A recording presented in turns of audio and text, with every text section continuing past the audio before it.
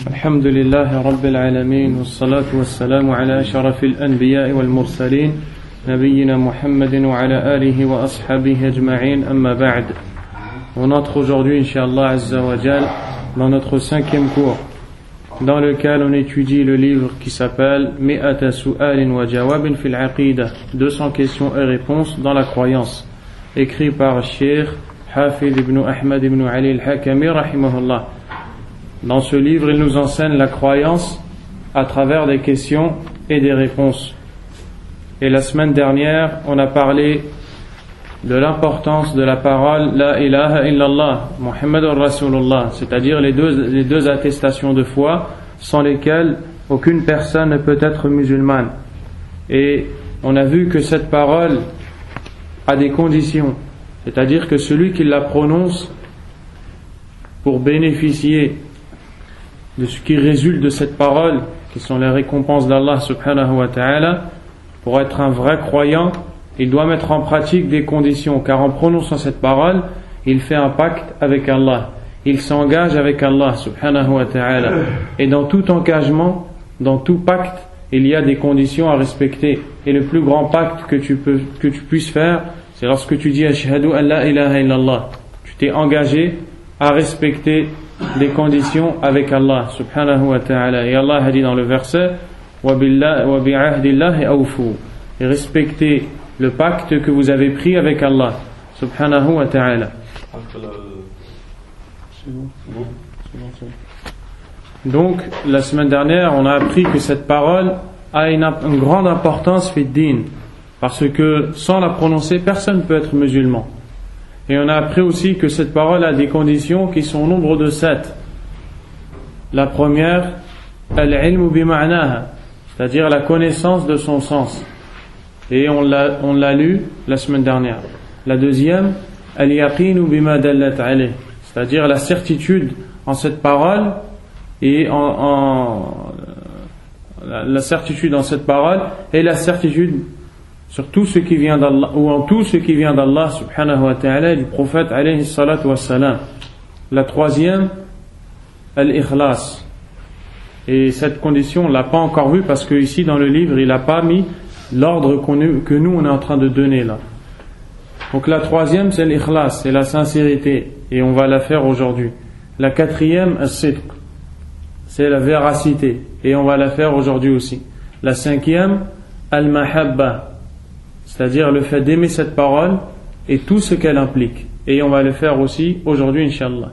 La sixième, al-qaboul, c'est-à-dire l'acceptation, le fait d'accepter cette parole et d'accepter tout ce qui vient, tout ce qui devient obligatoire à celui qui prononce cette parole. Et la septième, al-inqiyad, al-istislam, c'est le fait de se soumettre. Et de se soumettre, c'est-à-dire de se soumettre à Allah subhanahu wa ta'ala. Et les conditions qu'on a vues la semaine dernière, c'est al-ilm, al-yaqin, c'est-à-dire la science, la certitude, al-inqiyad, la soumission, al-qaboul, l'acceptation. Et aujourd'hui on rentre dans la 24e question, as-su'al al-rabi'u ashar, ma dalilu ishtirati al-ikhlas min al-kitab wa sunnah. Quelle est la preuve que la sincérité est une condition dans le Coran et dans la Sunna? C'est-à-dire, quelle est la preuve que celui qui dit la ilaha illallah doit être sincère dans cette parole s'il veut être accepté par Allah subhanahu wa ta'ala? Donc on comprend de cette question que al-ikhlas la budda minhu liman qala la ilaha illallah. Il est impératif que celui qui prononce la ilaha illallah doit être sincère. Al-ikhlas, le mot ikhlas en arabe il veut dire tasfiya, c'est-à-dire purification. C'est pour ça que le lait pur, on l'appelle al-laban al-khalis, le lait qui est pur. Et pareil, le miel qui est pur, on l'appelle comment? Al-asal al-khalis, c'est-à-dire le miel pur. Al-ikhlas, c'est le fait d'avoir une niyya khalisa, safiya lillahi azza wa jal. C'est le fait d'avoir une intention pure pour Allah subhanahu wa ta'ala. Et les savants de l'islam ont expliqué l'ikhlas avec plusieurs ta'rifat. définitions. Elles reviennent tous à la même chose. Tasfiyatul amal bi salih niyya an jami'i shawa'ib shirk. C'est-à-dire la purification de l'acte que tu fais. عندما تصلي عندما تزكي عندما تحج, lorsque tu pries par exemple, ou que tu payes la zakat, ou que tu fais le pèlerinage, ou que tu fais n'importe quel acte qu'Allah Azza wa Jalla a ordonné, tu dois purifier cet acte-là. Cet acte-là, il doit être pur pour Allah. Comment il va être pur pour Allah? En regardant ta niyya, que ton intention, elle doit être pure pour Allah subhanahu wa ta'ala. Tu ne dois vouloir que la récompense d'Allah. Tu ne dois vouloir que Allah subhanahu wa ta'ala. Parce que celui qui fait quelque chose pour autre qu'Allah, Allah Azza wa Jalla ne lui acceptera jamais. Ensuite, dans la réponse, il a dit al-jawab, qala Allah ta'ala, la réponse, Allah Azza wa Jalla a dit ala lillahi dinul khalis. C'est dans surat Az-Zumar. Allah Azza wa Jalla, il a dit inna anzalna ilayka al-kitaba bil haqq. Nous t'avons fait descendre le livre en toute vérité. Fa'budillaha mukhlishan lahu-d-din. Adore donc Allah en étant sincère avec lui. Ensuite, il a dit ala lillahi dinul khalis. La religion pure n'est-elle pas Allah? C'est-à-dire, Allah Azza wa Jalla n'a-t-il pas le droit que tu l'adores seul, sans associé, et que lorsque tu veux faire quelque chose, tu ne dois vouloir que lui, après tous les bienfaits qu'Allah Azza wa Jalla t'a donné, et après tout ce qu'Allah Azza wa Jalla t'a donné, et tout ce contre quoi il t'a protégé, ne mérite-t-il pas une chose, c'est que tu sois sincère avec lui? C'est pour ça que le prophète alayhi salatu wassalam, il a dit que le jour du jugement dernier, dans un hadith, il nous dit que Yawm al-Qiyamah, Allah subhanahu wa ta'ala, il va ordonner à ce qu'on fasse entrer la personne qui était la plus riche dans ce bas monde, mais qui désobéissait à Allah et qui faisait du shirk, qui adorait autre qu'Allah. Il va ordonner aux anges de faire entrer cette personne en enfer un très court instant et de la faire sortir immédiatement. Il va rentrer en enfer et va ressortir tout de suite. Allah subhanahu wa ta'ala va lui dire: est-ce que tu as goûté à la richesse? Est-ce que tu as été à l'aise dans ta vie? Est-ce que tu as été heureux? Tu as goûté à la joie? Il va dire: je n'ai jamais rien goûté. Je n'ai jamais connu la joie. Pourquoi? Parce qu'il va tout oublier quand il va voir de ses yeux l'enfer. Ensuite, Allah Azza wa Jalla, il va ordonner aux anges de faire entrer la personne qui était la plus pauvre dans ce bas monde, la plus misérable, mais qui était sincère avec Allah et qui ne voulait qu'Allah et qui obéissait à Allah Azza wa Jalla. Ils vont la faire entrer un très court instant au paradis et ils vont la faire sortir tout de suite. Et Allah, il va lui dire: est-ce que tu as connu le malheur? Est-ce que tu as connu les difficultés, des problèmes? Il va dire: Allah, j'ai jamais connu le malheur. Pourquoi? Parce que si c'est ça le résultat d'entrer au paradis, il n'a jamais connu le malheur. Et c'est pas ce hadith-là que je voulais dire, mais c'est pas grave. Le hadith que je voulais dire, je viens de m'en rappeler maintenant, c'est que Allah subhanahu wa ta'ala, il va dire à la personne qui est le moins châtiée en enfer: est-ce que tu voudrais donner la dunya et tout ce qu'il y a avec pour que je te fasse sortir de l'enfer? Vous pensez qu'il va répondre non? Il va répondre oui.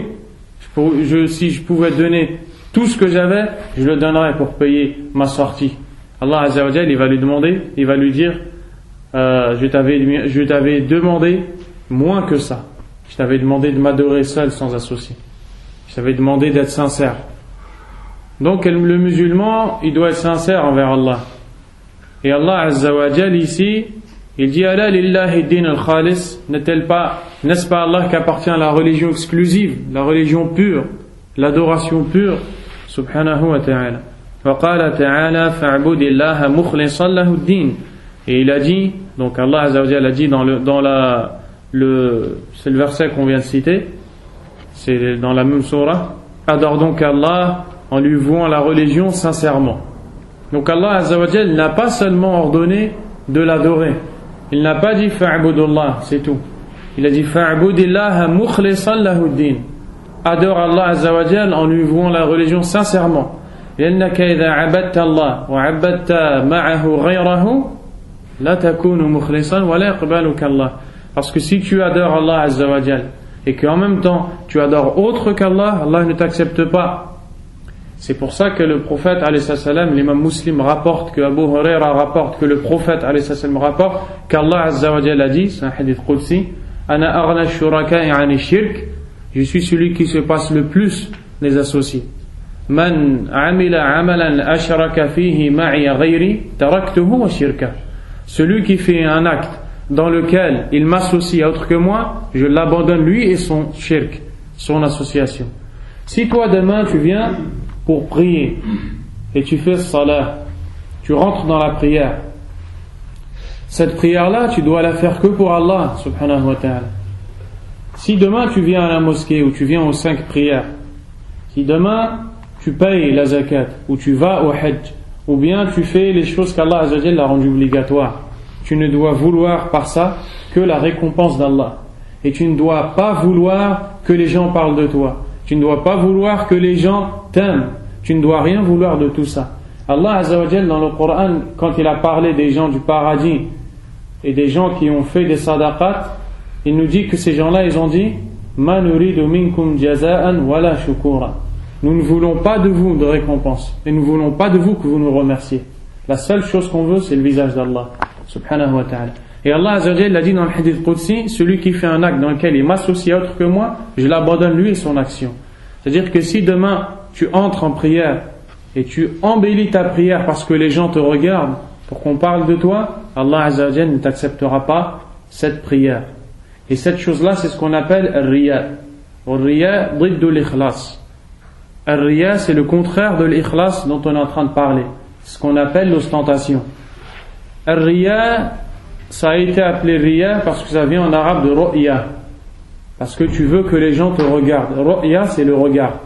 Et quand tu fais cet acte, tu veux que les gens te regardent. Et Allah Azza wa Jalla a interdit le riya dans le Coran.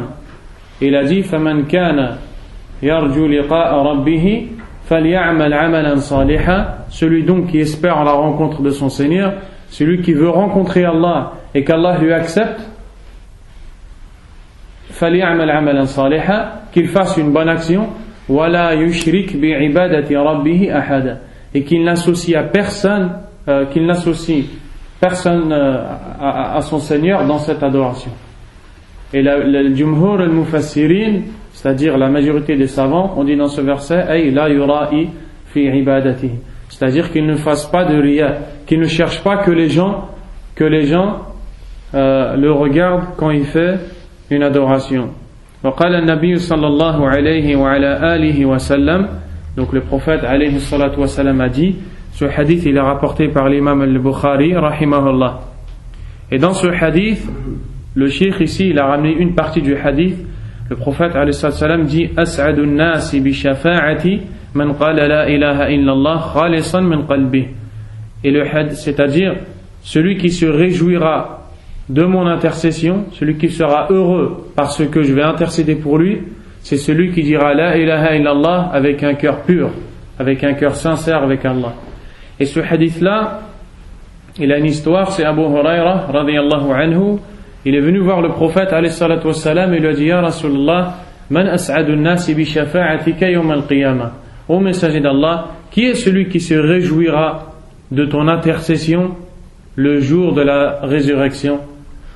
فقال عليه الصلاة والسلام لقد علمت يا أبا هريرة أنه لا يسألني عن هذا الحديث أحد أول منك أي قبلك أن أول من سيسألني عن هذا هو أنت. En fait, alayhi salam, il lui a dit j'étais sûr, ô Abu Huraira, que tu allais être le premier à me poser cette question-là. Ensuite, il a dit أسعد الناس بشفاعة من قال لا إله إلا الله خالصا من قلبه. Donc on voit que celui pour qui le prophète alayhi salatu wassalam, Allah va lui donner sa shafa'a, c'est celui qui dit la ilaha illallah déjà. Et deuxièmement, quand il dit la ilaha illallah, il le dit khalisan min qalbihi, c'est-à-dire il le dit sincèrement son cœur.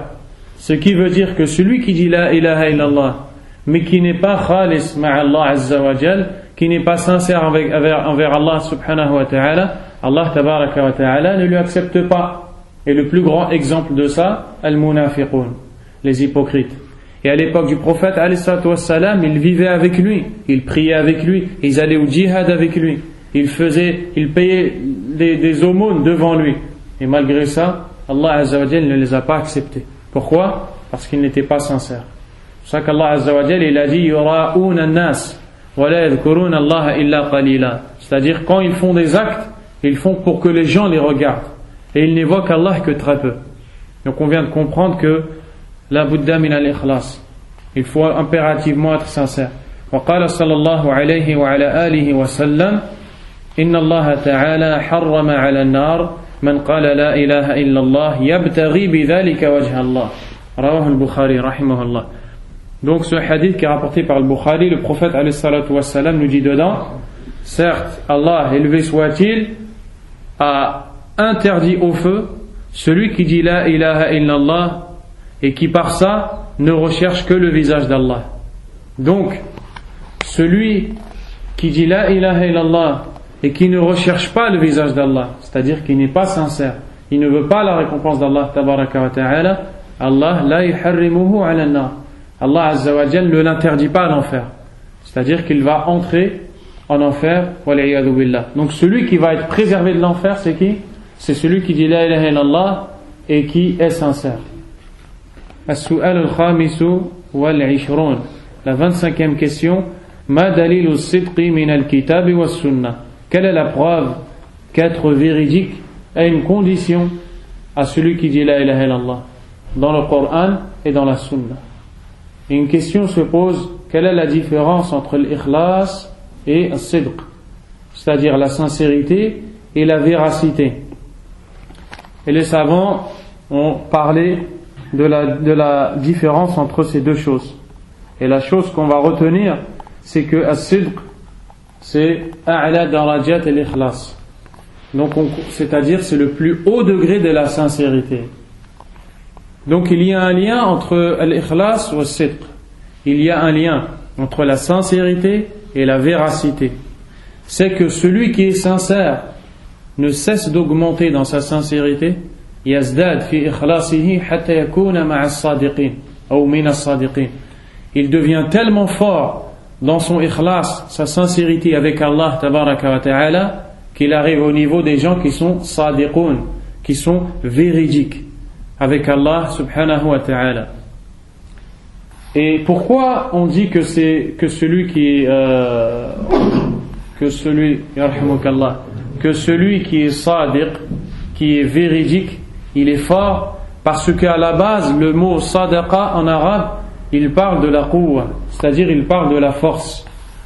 C'est pour ça que Allah azza wa jalla, quand il dit bal ja'a bil haqq, quand il parle du prophète alayhi salatu wassalam, il dit que le prophète alayhi salatu wassalam est venu avec la vérité, wa saddaqa al mursalin, ay akkadahum bi quwwa, akkada khabarahum bi quwwa, fa as-sadiqu rajulun qawi. Donc il a, avec force, il a dit que les prophètes disaient vrai, disaient la vérité. Donc as-sidq, à la base, ça vient de la force, ça vient de l'quwwa. Et celui qui est sincère envers Allah tabaraka wa ta'ala, tellement il monte dans sa sincérité qu'il devient sadiq. Qu'est-ce que ça veut dire il devient sadiq, il devient véridique? Ça veut dire qu'il est fort et que si Allah tabaraka wa ta'ala l'éprouve, إذا ابتلاه الله عز وجل سيصبر. لماذا؟ لأن إخلاصه قوي ولأنه صادق مع الله سبحانه وتعالى. Parce qu'il a la sincérité pure ou forte avec Allah. C'est pour ça que dans la réponse, le Cheikh rahimahullah, il a ramené un verset qui nous parle de l'épreuve. Al-Jawab, قال الله تعالى ألف لا بسم الله الرحمن الرحيم سورة العنكبوت ألف لام ميم أحسب الناس أن يتركوا أن يقولوا آمنا وهم لا يفتنون أيظن الناس أنهم سيقولون لا إله إلا الله بدون ابتلاء ولقد فتنا الذين من قبلهم فلا يعلمن الله الذين صدقوا ولا يعلمن الكاذبين. Donc dans ces versets qui sont dans Surat l'Araignée, Allah Azza wa Jalla a dit, les gens pensent-ils qu'on va les laisser leur dire nous sommes croyants sans être éprouvés? Et les savants ici ont dit amanna ay أن يقولوا آمنا أي قالوا لا إله إلا الله لأن الإيمان لا يكون إلا بلا إله إلا الله. Donc les savants ont dit, en expliquant le verset où Allah dit, les gens pensent-ils qu'on va les laisser dire nous sommes croyants sans les éprouver? Nous sommes croyants ici, c'est-à-dire la ilaha illallah. Pourquoi? Parce que personne ne peut être croyant sans dire la ilaha illallah. Donc c'est comme si qu'ici Allah nous dit, pensez-vous que Allah va vous laisser dire la ilaha illallah sans vous éprouver? Pourquoi Allah va nous éprouver? La réponse dans le deuxième verset, وَلَقَدْ فَتَنَّا الَّذِينَ مِنْ قَبْلِهِمْ. Et certes, on a éprouvé les gens avant eux. فَلَا يَعْلَمَنَّ اللَّهُ الَّذِينَ صَدَقُوا وَلَا يَعْلَمَنَّ الْكَاذِبِينَ. Pour qu'Allah sache qui sont les véridiques et pour qu'il sache qui sont les menteurs. Subhanahu wa ta'ala. Donc, on voit que celui qui dit la ilaha illallah, il doit être sadiq ma'allah. Il doit être véridique avec Allah. Parce qu'Allah Azza wa Jal, il va l'éprouver. Et si vraiment il dit la ilaha illallah et qu'il est véridique avec Allah, il va patienter dans l'épreuve. Donc on voit que celui qui dit la ilaha illallah, qui n'est pas véridique, quand il va être éprouvé par Allah tabaraka wa ta'ala, il va délaisser le din. Et il y a beaucoup de gens qui ont délaissé la religion d'Allah parce qu'Allah Azza wa Jal les a éprouvés. Soit par la pauvreté, soit par la maladie, soit par un divorce, ou soit par quoi que ce soit, et voilà qu'il abandonne la religion d'Allah subhanahu wa ta'ala. Et Allah subhanahu wa ta'ala, il a révélé ces versets aux sahaba parce qu'ils ont dit au prophète alayhi salatu wa salam, Ya Rasulallah, c'est dur, il y a la guerre, le djihad, ils n'avaient pas beaucoup d'argent, ils n'avaient pas beaucoup de nourriture, ils n'avaient pas beaucoup de biens, ils étaient vraiment éprouvés, ils ont souffert pour Allah. Allah Azza wa Jalla, il a révélé ces versets pour leur dire, vous croyez qu'Allah va vous laisser dire la ilaha illallah sans épreuve? Donc le mu'min, il comprend que s'il dit la ilaha illallah, il vit avec l'ibtila, il vit avec l'épreuve, il vit avec l'épreuve. Et quand il est éprouvé, la seule chose qui va le faire rester dans le din, la seule chose qui va le faire rester dans l'obéissance d'Allah, qu'est-ce que c'est? As-sidq ma'allah, la véracité avec Allah subhanahu wa ta'ala. Ensuite Allah, il les a rassurés, il leur a dit, on a éprouvé les gens avant eux, en parlant des gens, des prophètes qui étaient avant le prophète alayhi salatu wassalam, et de leur peuple. Ils ont été éprouvés, ils ont patienté. C'est comme si qu'Allah leur dit, eux, ils ont été éprouvés, ils ont patienté, ils ont obéi à Allah, ils ne se sont pas égarés, donc ils ont surmonté les épreuves, donc vous aussi vous pouvez les surmonter. Comment? Si vous êtes véridique avec Allah subhanahu wa ta'ala. وقال النبي صلى الله عليه وعلى آله وسلم ما من أحد يشهد أن لا إله إلا الله وأن محمد رسول الله صدقا من قلبه إلا حرمه الله على النار. Donc ce hadith il est rapporté par Al-Bukhari wa Muslim. Selon Anas ibn Malik radiyallahu anhu, le prophète alayhi salatu wassalam a dit, personne n'atteste que nulle divinité n'a le droit à l'adoration sauf Allah et que Mohammed est son messager véridiquement de son cœur sans qu'Allah ne l'interdise de l'en faire. C'est-à-dire que celui qui dit la ilaha illallah Muhammadur Rasulullah sallallahu alayhi wa sallam avec un cœur sadiq, avec un cœur véridique avec Allah subhanahu wa ta'ala, Allah azza wa jal obligatoirement va le préserver de l'enfer. Allah subhanahu wa ta'ala va lui préserver ou va le protéger de l'enfer, à condition qu'il mette en pratique tous les shurut de cette kalima, toutes les conditions de cette kalima. Car al-munafiqun, ils ont dit la ilaha illallah, mais ils n'ont pas été véridiques avec Allah, donc Allah azza wa jalla ne les a pas acceptés. وقال للأعرابي الذي علمه شرائع الإسلام إلى أن قال والله لا أزيد عليها ولا أنقص منها فقال صلى الله عليه وعلى آله وسلم أفلح إن صدق. رواه البخاري. Dans ce hadith également, il y a un bédouin arabi. Il y a un farq بين عربي وأعرابي. الأعرابي c'est le bédouin الذي يعيش في الصحراء. العربي هو الرجل الذي يتكلم بالعربية. Et les gens, ils n'ont pas fait la différence entre l'arabi et l'arabi. Et on a entendu des gens dire vraiment les Arabes, ils détestent le dîn. Pourquoi? Je lui dis pourquoi. Il dit parce qu'Allah Azza wa Jalla l'a dit Al-A'rabu ashaddu nifaqan. Ashaddu kufran wa nifaqa.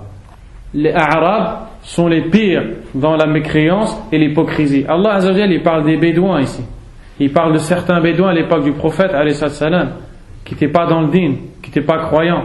Il n'a pas dit Al-Arab.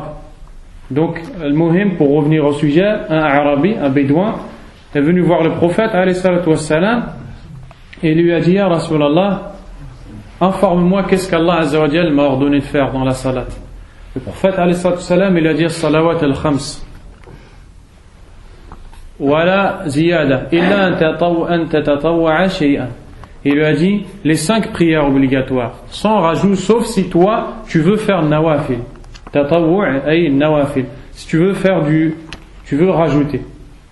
Ensuite, il lui a dit qu'est-ce qu'Allah Azza wa Jalla m'a rendu obligatoire dans le siyam. Il lui a dit siyam Ramadan illa an tatawwa'a shay'an.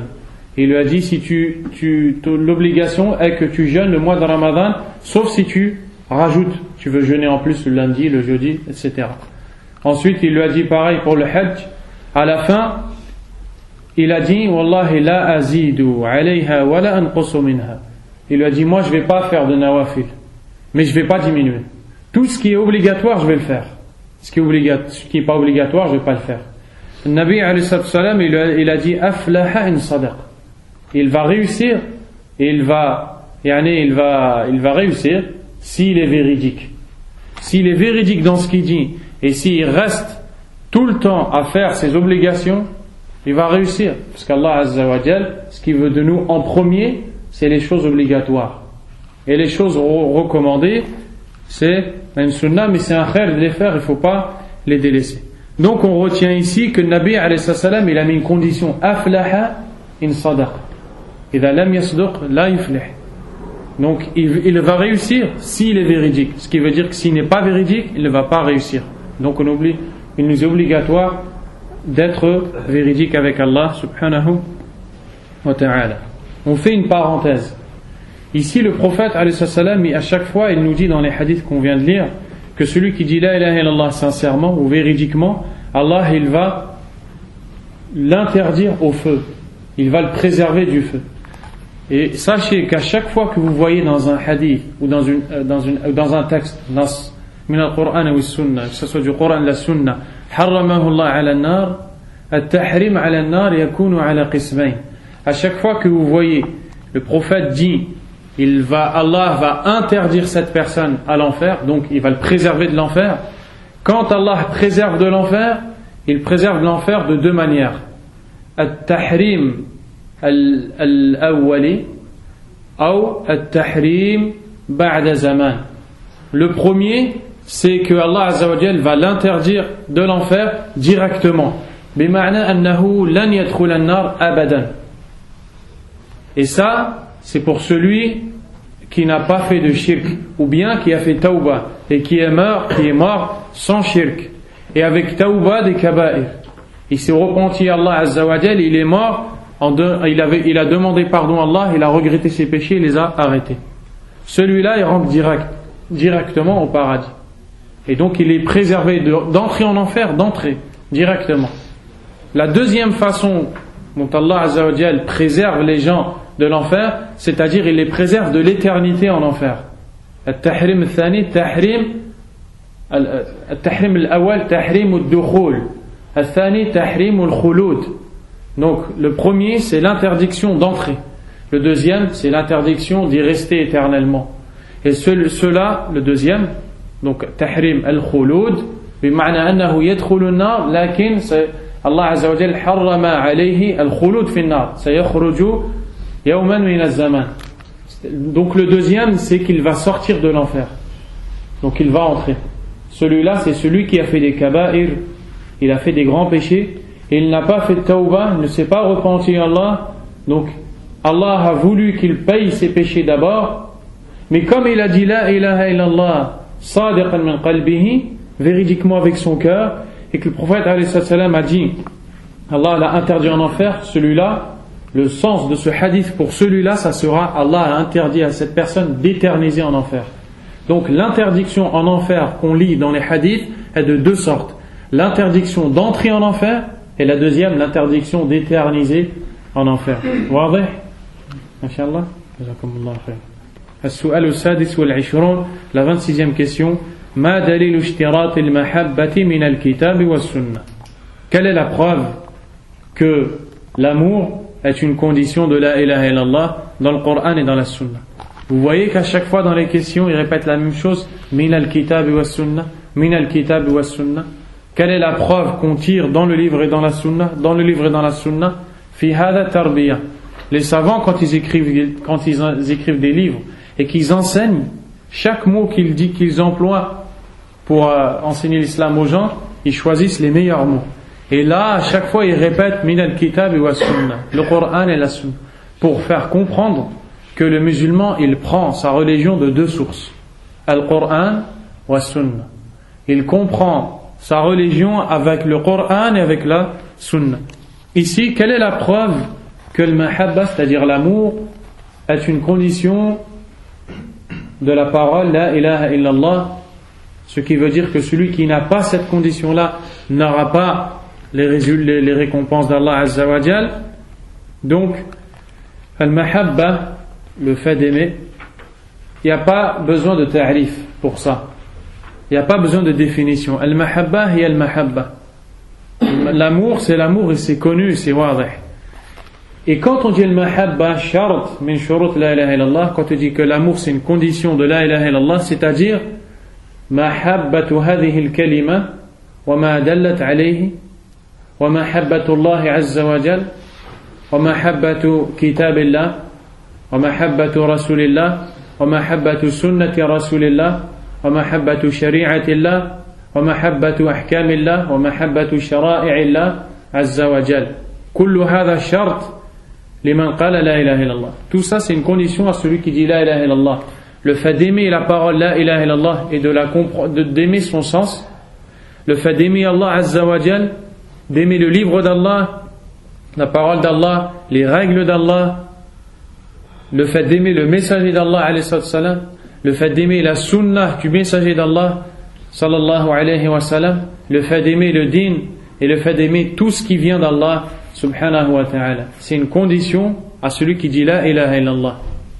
Et Allah azza wa jal, quand il parle des kuffars dans le Coran, il dit dhalika bi annahum karihu ma anzala Allah fa ahbata a'malahum. Quand il a dit quand il nous parle des mécréants dans Surat Muhammad, Allah Azza wa Jal il dit ils ont détesté ce qu'Allah a fait descendre, c'est-à-dire ils ont détesté le Coran wa Sunnah, ils ont détesté le wahi, la révélation. Qu'est-ce qui s'est passé? فَأَحْبَطَ اللَّهُ أَعْمَالَهُمْ. Allah Azza wa Jal a annulé toutes leurs actions, il n'accepte rien d'eux, ce qui veut dire que celui qui n'aime pas ce qui vient d'Allah Azza wa Jal, Allah ne l'accepte pas. Donc celui qui dit la ilaha illallah, il doit aimer tout ce qui vient d'Allah subhanahu wa ta'ala. Al-jawab, qala Allah ta'ala, la réponse, Allah Azza wa Jalla dit Ya ayyuhalladhina amanu man yartadda minkum an dinihi fasawfa ya'ti Allahu biqawmin yuhibbuhum wa yuhibbuna adillatin 'ala al-mu'minin a'izzatin 'ala al-kafirin yujahiduna fi sabilillahi wa la yakhafuna lawmata la'im.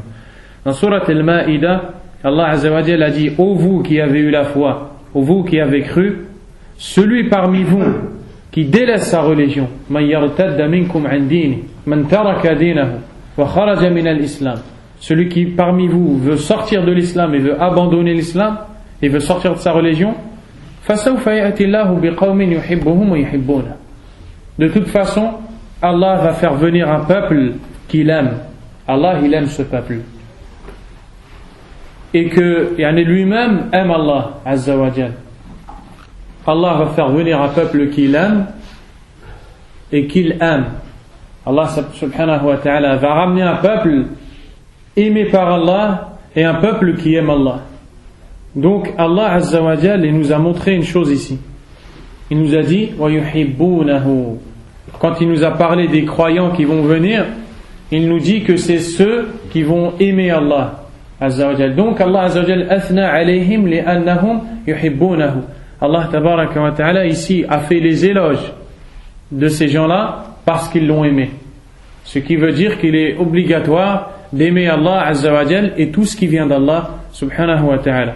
Ensuite, les savants ont parlé de ce verset et ont expliqué que ce verset nous parle de Abu Bakr radiyallahu anhu, lorsque le prophète alayhi salatu wassalam est mort et que les gens, ashab al-ridda, les gens qui ont délaissé l'islam après la mort du prophète alayhi salatu wassalam, Abu Bakr radiyallahu anhu a envoyé une armée pour combattre ashab al-ridda, pour combattre les gens de la ridda. Et les savants ils disent que dans ce verset, Allah il s'adresse à ceux qui ont eu l'intention de quitter l'islam après la mort du prophète alayhi salam. Sachez que vous allez quitter l'islam, mais il y a un peuple qui va venir, ce peuple est aimé par Allah et ce peuple aime Allah subhanahu wa ta'ala.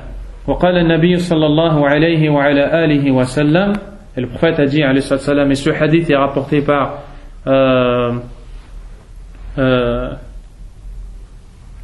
il est rapporté par Muslim selon Anas ibn Malik. Le prophète a dit Thalathun man kunna fihi wajada bihinna halawat al-iman. Il y a trois choses.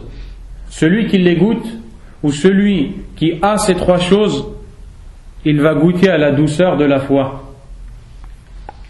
An yakuna Allah wa rasuluhu ahabba ilayhi mimma siwahuma. La première chose, qu'Allah et son messager lui soient préférés à tout autre. C'est-à-dire qu'il aime Allah Azza wa Jal et qu'il aime le Nabi alayhi salatu wassalam plus que quiconque. Deuxièmement, wa an yuhibba al-mar'a la yuhibbuhu illa lillah. Deuxièmement, et qu'il aime une personne et qu'il ne l'aime que pour Allah. C'est-à-dire qu'il aime les mu'minin, qu'il aime les croyants et qu'il les aime que pour Allah subhanahu wa ta'ala. La troisième, an yakraha an ya'uda fil kufri, qu'il déteste retourner dans la mécréance. بعد إذ أنقذه الله منه, après qu'Allah l'en ait sauvé, كما يكره أن يقذف في النار, comme il détesterait être jeté dans le feu. Dans ce hadith, le Nabi alayhi salatu wassalam, il nous a donné trois choses et il nous dit que celui qui connaît, qui a ces trois choses-là va goûter à la vraie douceur de la foi. Donc il y a des informations dans ce hadith-là. La première information, c'est que la foi elle a une douceur. Al-iman lahu halawa. La foi, elle a une douceur. Et c'est ce qu'on voit dans Sahih al-Bukhari, quand le prophète alayhi salatu wassalam a envoyé une lettre à Hiraql Azim al-Rum, Hiraql qui est le chef des Roms, pour l'appeler à l'islam. Hiraql il a demandé aux gens qui étaient là, est-ce qu'il y a quelqu'un qui connaît bien cet homme-là? Et Abu Sufyan, à l'époque c'était un kafir billah, après il est rentré en islam, radiyallahu anhu. Il a dit, moi je le connais. Il s'est rapproché de Hiraql et Hiraql il lui a posé des questions sur le prophète alayhi salam.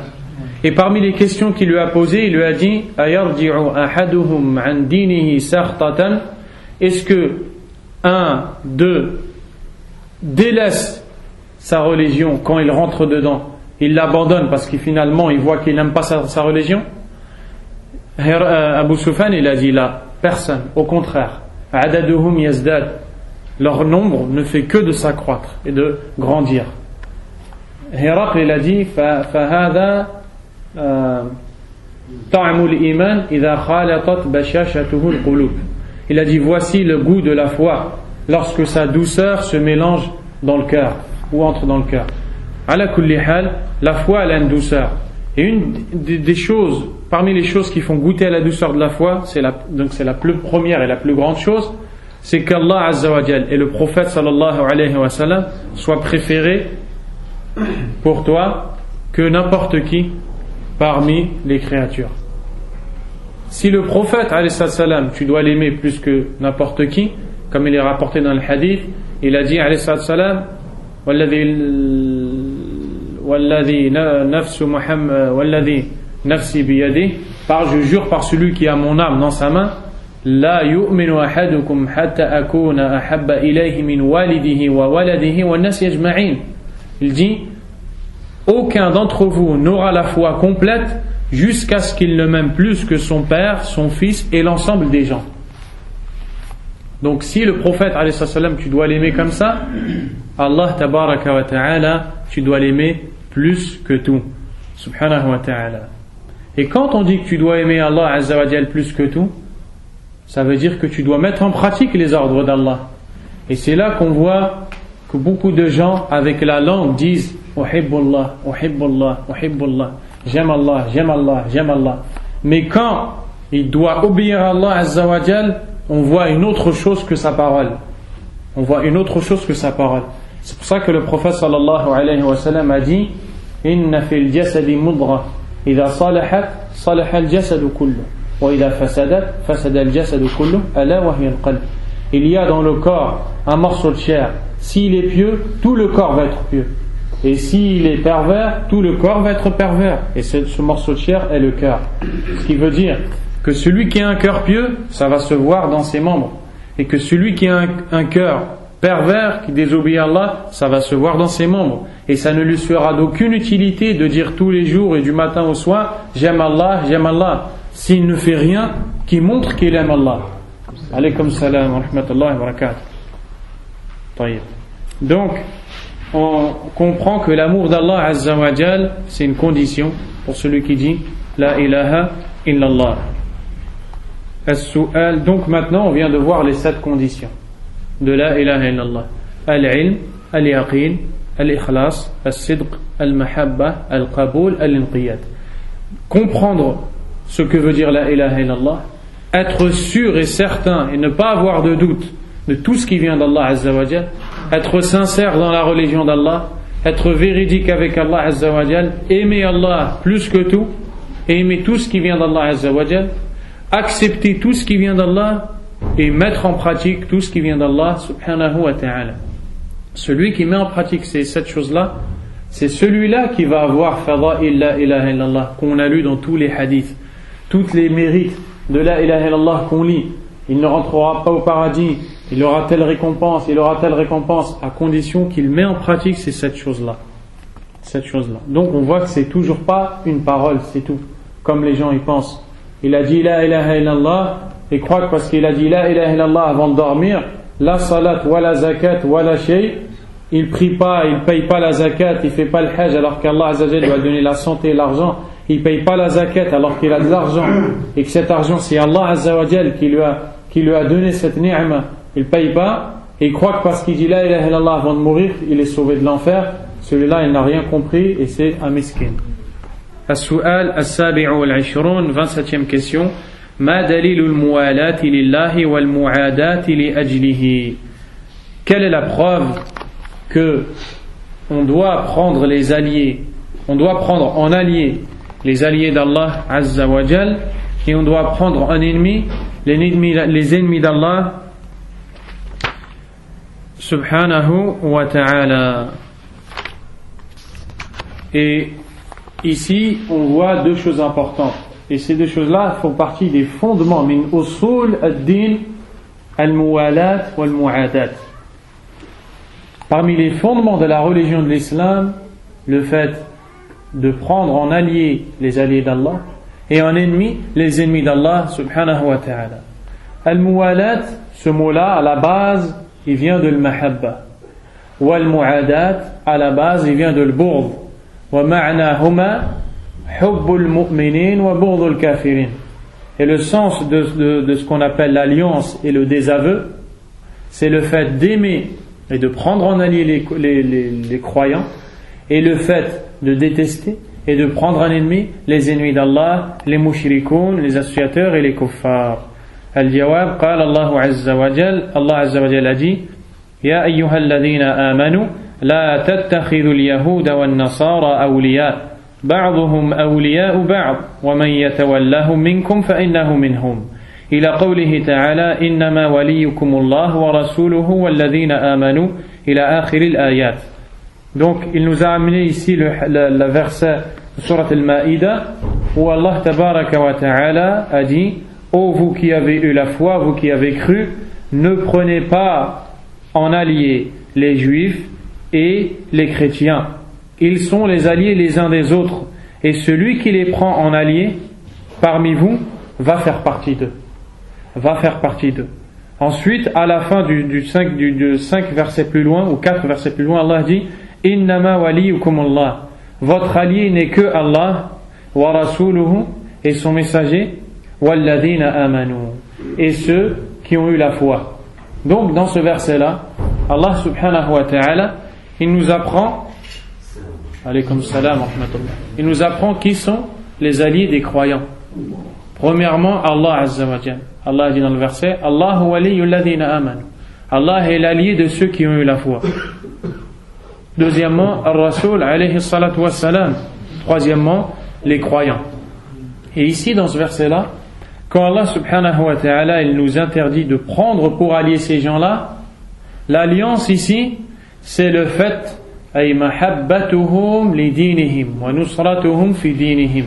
C'est le fait de les aimer et d'aimer leur religion. Le fait de les aimer et d'aimer leur religion. Et ça, c'est du kufr akbar. Ça, c'est de la grande mécréance. C'est pour ça que tout de suite à la fin, Allah dit وَمَنْ يَتَوَلَّهُمْ مِنْكُمْ فَإِنَّهُ مِنْهُمْ أي من أحب دينهم وكان معهم لأنه يحب دينه منكم فإنه منهم يلحق بهم. Et celui parmi vous qui les prend en allié en aimant leur religion, comme il devrait aimer l'islam, il est parmi eux. Donc ici Allah Azza wa Jalla nous a montré la voie droite de l'islam, qui est le fait d'aimer son din, qui est l'islam, et de détester toute autre religion que la religion d'Allah. Et comment ne pas détester une religion autre que l'islam, alors que autre que l'islam c'est du shirk, wal'iyadu billah, ibadatu ghayrillah, l'adoration d'autre qu'Allah. Allah Azza wa Jalla a dit inna Allah la yaghfiru an yushraka bihi wa yaghfiru ma duna dhalika liman yasha. Certes, Allah ne pardonne pas qu'on lui attribue des associés, mais il pardonne à part ça à qui il veut. Pardonne à part ça à qui il veut. C'est pour ça qu'Allah Azza wa Jal, il déteste le kafirun, le kuffar, les mécréants, parce qu'Allah Azza wa Jal dit dans le verset innahu la yuhibbul kafirin. Certes, il n'aime pas les mécréants. Quoi qu'il en soit, on ne peut pas, ou on n'a pas le droit, et c'est du kufr, de prendre en allié les mécréants en aimant leur din. Quant à celui qui les prend en allié, pas parce qu'il aime leur din, mais parce qu'ils sont des amis, ça c'est haram aussi, mais c'est pas du kufr. C'est pas du kufr, mais c'est min kaba'ir al-dhunub. Ça fait partie des grands péchés. Le Nabi alayhi salatu wassalam a dit la tusahib illa mu'mina wa la ya'kulu ta'amaka illa taqi. Ne sois l'ami que d'un croyant et que ne mange ton repas que quelqu'un de pieux. وقال تعالى يا الله هدي يا أيها الذين آمنوا لا تتخذوا آباءكم وإخوانكم أولياء إن استحبوا الكفر على الإيمان. Allah dit dans ce verset, ô vous qui avez eu la foi et qui avez cru, ne prenez pas vos pères et vos frères en alliés s'ils ont préféré la mécréance à la foi. C'est-à-dire de ne pas être alliés avec eux dans leur religion, parce que leur religion n'est pas celle d'Allah, s'ils ont préféré la mécréance à la foi. Mais vous devez garder avec eux les bons liens de parenté et les bonnes relations de frères et sœurs et de père et fils, si les gens de leur famille ne sont pas musulmans. Mais malgré qu'il a des bonnes relations avec eux, parce que c'est son père, parce que c'est son frère, c'est sa sœur, c'est son fils, etc., malgré ça, il n'aime pas sa religion, il ne l'aime pas par rapport à ça. Donc d'un côté il l'aime parce que c'est son frère ou parce qu'il est de sa famille, mais d'un côté il ne l'aime pas parce que c'est un kafir billah subhanahu wa ta'ala. وقال تعالى لا تجد قوما يؤمنون بالله واليوم الآخر يوادون أي يحبون من حاد الله ورسوله ولو كانوا آباءهم أو إخوانهم أو عشيرتهم ولو كانوا آباءهم أو أبناءهم أو إخوانهم أو عشيرتهم أولئك كتب في قلوبهم الإيمان. Allah Azza wa Jalla a dit, tu ne trouveras pas un peuple qui a la foi en Allah et au jour dernier prendre ou aimer ou avoir de l'affection, de l'amour pour ceux qui ont contredit Allah et son messager, même s'ils étaient leurs pères, leurs fils, leurs frères et leurs tribus. Voici ceux à qui Allah a mis la foi dans les cœurs. Donc ceux qui ont eu la foi dans les cœurs, c'est ceux qui vraiment aiment ce qu'Allah aime et détestent ce qu'Allah Azza wa Jal déteste. Et c'est ça qu'on appelle al-mu'alat ou al-mu'ada, c'est-à-dire l'alliance et le désaveu. Et le mu'min, il est comme ça. Al-mu'min, il aime ce qu'Allah aime et il déteste ce qu'Allah tabaraka wa ta'ala déteste. وقال تعالى يا أيها الذين آمنوا لا تتخذوا عدوي وعدوكم أولياء إلى آخر السورة وغير ذلك من الآيات. Et Allah a dit aussi, ô vous qui avez eu la foi, ne prenez pas mes ennemis et vos ennemis en alliés. Donc tous ces versets-là, nous faut comprendre une chose, c'est que les alliés des croyants sont les croyants. C'est pour ça qu'Allah Azza wa Jalla a dit dans notre verset وَالْمُؤْمِنُونَ وَالْمُؤْمِنَاتِ بَعْضُهُمْ أَوْلِيَاءُ بَعْضٍ. Et les croyants et les croyantes sont les alliés les uns des autres. Pourquoi? يَأْمُرُونَ بِالْمَعْرُوفِ وَيَنْهَوْنَ عَنِ الْمُنكَرِ وَيُقِيمُونَ الصَّلَاةَ وَيُؤْتُونَ الزَّكَاةَ. Parce qu'ils ordonnent le convenable, ils interdisent le blâmable, ils accomplissent la prière et ils payent la zakat. أُولَٰئِكَ سَيَرْحَمُهُمُ اللَّهُ إِنَّ اللَّهَ عَزِيزٌ حَكِيمٌ. Voici ceux à qui Allah va faire miséricorde, ceux qui s'allient pour Allah subhanahu wa ta'ala, ceux qui s'aiment pour Allah subhanahu wa ta'ala. Aussi, le croyant doit aimer le croyant pour Allah en fonction de sa foi. على قدر إيمانه تحبه لله عز وجل وعلى قدر طاعته لله. إذا كان صالحا كثيرا تحبه كثيرا إذا كان أقل تحبه أقل وهكذا. Donc tu dois aimer le croyant en fonction de l'obéissance qu'il a à Allah. Plus il est pieux, plus tu l'aimes. Plus il obéit à Allah, plus il fait des hasanat, plus tu l'aimes. Et plus il désobéit à Allah, et moins tu l'aimes. Donc c'est quoi la chose qui fait aimer ou détester pour le croyant? C'est de regarder l'obéissance d'Allah subhanahu wa ta'ala. Et ça c'est le sens de la ilaha illallah. Celui qui dit la ilaha illallah, il doit vraiment mettre dans son cœur qu'il doit aimer ce qu'Allah aime et détester ce qu'Allah déteste subhanahu wa ta'ala. Il reste du temps ou pas? Un gros quart d'heure. السؤال الثامن والعشرون. La 28e question. ما دليل شهادة أن محمد رسول الله صلى الله عليه وعلى آله وسلم. Quelle est la preuve de l'attestation que Mohammed est le messager d'Allah alayhi salatu wassalam? Car on a parlé dans les questions d'avant que le premier pilier de l'islam c'était de dire la ilaha illallah. Ensuite on a détaillé tout ce qui est en relation avec la ilaha illallah. Maintenant il arrive à la deuxième partie, Muhammadur Rasulullah. Quelle est la preuve que c'est une attestation qu'on doit prononcer? الجواب قول الله تعالى لقد من الله على المؤمنين إذ بعث فيهم رسولا من أنفسهم يتلو عليهم آياته ويزكيهم ويعلمهم الكتاب والحكمة وإن كانوا من قبل لفي ضلال مبين. Et les versets comme ça, il y en a plusieurs. Mais lui ici, rahimahullah, rahmatan wasi'a, il nous a rapporté le verset de Surat Al-Imran dans lequel Allah Azza wa Jal dit, certes Allah a comblé les croyants en leur envoyant un messager qui vient d'eux-mêmes. Rasulan min anfusihim min al-arab, un messager qui vient d'eux-mêmes. Yatlu alayhim ayatihi wa yuzakkihim ay yutahhiruhum min ash-shirk wal-dhunub wal-ma'asi wa sayyi al-akhlaq. Il leur récite les versets d'Allah et il les purifie. Wa yu'allimuhum al-kitaba wal-hikma, et il leur enseigne le livre et la sagesse. Wa ma'na al-hikma huna as-sunnah. La sagesse ici, c'est-à-dire as-sunnah. Wa in kanu min qablu la fi dalalin mubin, alors qu'auparavant ils étaient dans un égarement évident. Donc Allah Azza wa Jal ici, il nous rappelle un grand bienfait. Quel est ce bienfait? Le fait qu'il nous a envoyé un messager qui est Muhammad ibn Abdullah sallallahu alayhi wa sallam. Et Allah Azza wa Jal a dit dans l'autre verset Muhammadur Rasulullah. Allah Azza wa Jal a dit dans l'autre verset Muhammad est le messager d'Allah. Et donc voici une preuve claire que le prophète Muhammad sallallahu alayhi wa sallam est le messager d'Allah tabaraka wa ta'ala. Wa qawluhu ta'ala لقد جاءكم رسول من أنفسكم عزيز عليه ما عنتم حريص عليكم بالمؤمنين رؤوف رحيم. Allah Azza wa Jal a dit dans Surat At-Tawbah, certes il vous est venu un messager venant de vous auquel pèsent lourd les difficultés que vous portez. C'est-à-dire que quand vous avez des problèmes, lui, il le ressent. Quand vous êtes triste, c'est lourd dans son cœur. Il est triste aussi. alayhi salatu wassalam, harisun alaykum, et il est motivé pour votre guider. Il veut votre khair, votre bien. Il veut que vous entriez au paradis, que vous obéissiez à Allah. Bil mu'minina ra'ufur rahim. Il est compatissant, il est miséricordieux, alayhi salatu wassalam, avec les croyants.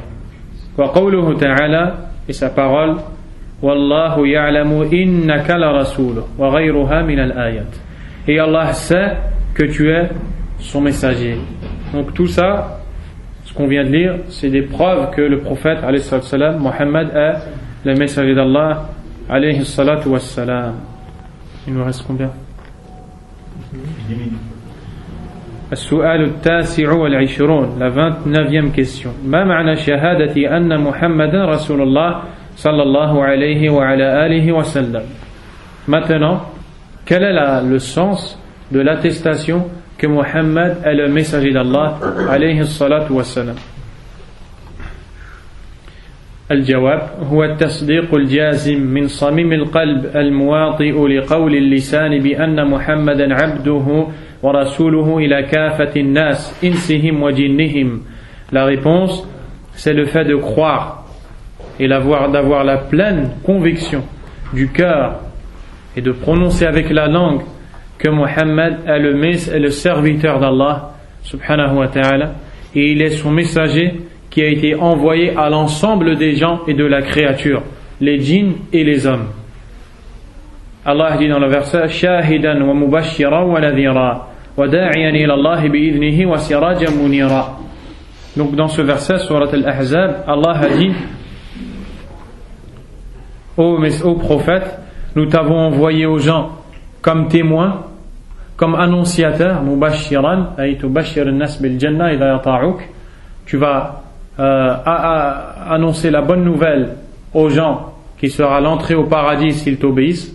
Wa nadhira ay tukhawwifuhum min an-nar idha hum 'asawk, tu leur fais peur en leur les avertissant contre l'enfer s'ils désobéissent. Wa da'iyan ila Allah bi'idhnihi wa sirajan munira, et tu es un appeleur à Allah, un prêcheur vers Allah, tu appelles les gens à Allah azza wa jalla et à l'obéir par sa permission. Wa sirajan munira, et une lampe éclairante pour montrer la voie à suivre aux gens. فيجب تصديقه في جميع ما أخبر به من أنباء ما قد سبق. Il est donc obligatoire de croire et de rendre véridique toutes les informations qu'il nous a données concernant le passé. وأخبار ما سيأتي, et les informations futures. وفيما أحل من حلال وحرم من حرام, et de croire que tout ce qui est halal c'est ce que lui a rendu halal, et tout ce qui est haram c'est ce que lui a rendu haram. والامتثال والانقياد لما أمر به, et il est obligatoire de mettre en pratique et de se soumettre à ses ordres sallallahu alayhi wa sallam. والكف والانتهاء عما نهى عنه, et le fait de délaisser complètement tout ce qu'il a interdit de faire alayhi salatu wassalam. واتباع شريعته والتزام سنته في السر والجهر مع الرضا بما قضاه, et il est obligatoire de suivre sa voie et sa législation et sa sunna en secret ou en apparent, que tu sois seul ou que tu sois avec des gens. Et tu dois non seulement suivre la sunna du prophète alayhi salatu wassalam, mais en plus de ça être satisfait du jugement que le prophète a donné alayhi salatu wassalam. Wa taslimu lahu wa anna ta'atahu hiya ta'atullah wa ta'atullah. Et tu dois croire qu'obéir au prophète revient à obéir à Allah, parce qu'Allah a dit dans le verset wa man ata'a ar-rasul faqad ata'a Allah, et quiconque obéit au messager aura obéi à Allah. Et l'imam Ahmad rahimahullah a dit نظرت في المصحف فوجدت أن الله أمرنا بطاعة الرسول عليه الصلاة والسلام في أكثر من 33 موضعا. J'ai regardé le Coran avec méditation et je me suis aperçu qu'Allah nous a ordonné d'obéir à son prophète plus de 33 fois dans le Coran. ومعصيته معصية الله لأنه مبلغ عن الله رسالته. Et désobéir au prophète revient à désobéir à Allah, parce que le prophète alayhi salatu wassalam transmet aux gens la religion d'Allah. Celui qui donc désobéit au prophète a désobéi à Allah subhanahu wa ta'ala. وَلَمْ يَتَوَفَّهُ اللَّهُ حَتَّى أَكْمَلَ بِهِ الدِّينَ. Et Allah Azza wa Jal ne l'a pas fait mourir jusqu'à ce qu'il a complété sa religion. Allah a dit dans le verset, à la fin de la vie du prophète alayhi salam, Al-yawma akmaltu lakum dinakum. Aujourd'hui, j'ai parachevé pour vous ma religion, j'ai complété pour vous ma religion. Wa atmamtu alaykum ni'mati. J'ai parachevé sur vous mon bienfait. Wa raditu lakum al-islam dina. Al-yawm al-islam kamil. Et j'ai pour vous complété l'islam et je l'ai choisi comme religion.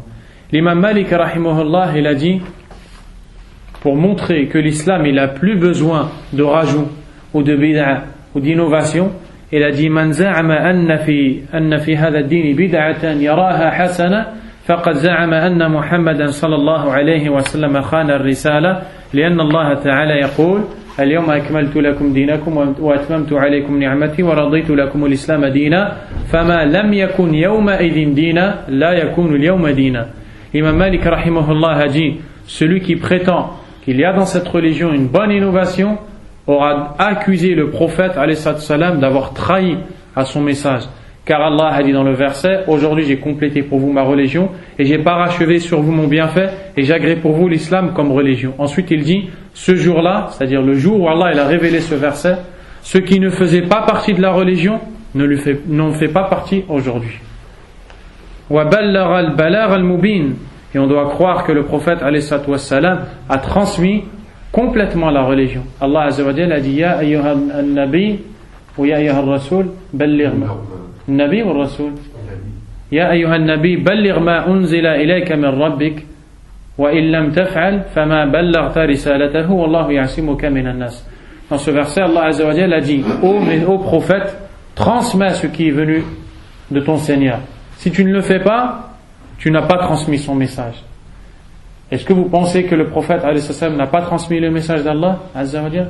Il a tout transmis sans rien oublier, à un point les Sahaba radiyallahu anhum ont dit Allamana Rasulullah alayhi salatu wa salam kulla shay hatta al-khira'a ay adab qada al-haja. Un compagnon il a dit le prophète alayhi salatu wa salam nous a tout appris, même comment aller faire ses besoins. Même comment aller faire ses besoins. Wa taraka ummatahu ala al-mahajjati al-bayda layluha kanahariha la yazighu anha ba'dahu illa halik. Et il a laissé sa communauté sur une voie claire. De nuit comme de jour, ne dévie de cette voie que celui qui est voué à la perte. Et dans ce sujet, il y a beaucoup d'autres questions qui vont venir après, insha'Allah. والله أعلم وصلى الله وسلم وبارك على نبينا محمد وعلى آله وصحبه أجمعين. نسأل الله عز وجل بأسمائه الحسنى وصفاته العلى الفقه في الدين والإخلاص فيه وأن يقبل أعمالنا وأقوالنا ويغفر لنا ذنوبنا ويدخلنا الجنة ويباعدنا عن النار. وصلى الله وسلم وبارك على نبينا محمد. سبحانك اللهم وبحمدك أشهد أن لا إله إلا أنت أستغفرك وأتوب إليك. وبارك الله.